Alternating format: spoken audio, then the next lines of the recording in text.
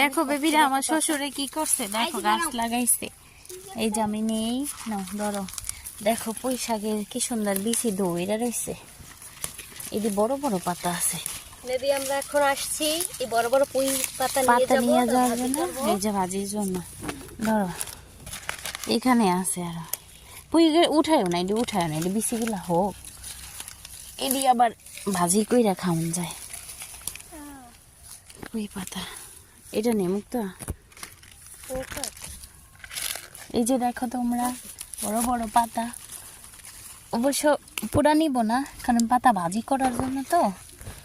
এই যে অনেক আছে, এখানে শুধু পুঁই শাক না, এখানে আরো অনেক সবজি আছে। হ্যাঁ না মুক্তা এটা উঠে গেছে গা। এই যে হচ্ছে শসা গাছ, খিরই খিরই আর কি। এই যে দেখো কি সুন্দর সুন্দর খিরই গাছ। ওই যে হচ্ছে মরিচ গাছ আছে, কাঁচা মরিচ।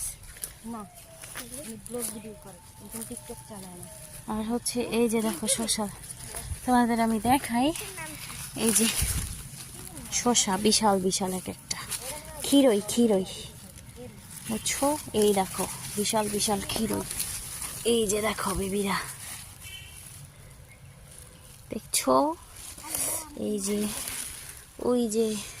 তারপরে মিষ্টি কুমার দেখো তোমরা, দেখো এই যে কুমার গাছের অভাব স্বভাব নাই, কচি কচি আছে শসা আর কি।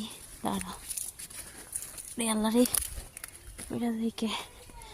এই যে একদম মুখটা বিশাল একটা শসা। আয় হ্যাঁ এটা তো নষ্ট হয়ে গেছে, এটা এটা ই কইরা ফেলাই। এই যে ওইখানে ওইগুলো ই কইরা ফেলা, রান্না কইরা খাওয়া যাবে। এই যে হচ্ছে মিষ্টি কুমার, কালো মিষ্টি কুমার।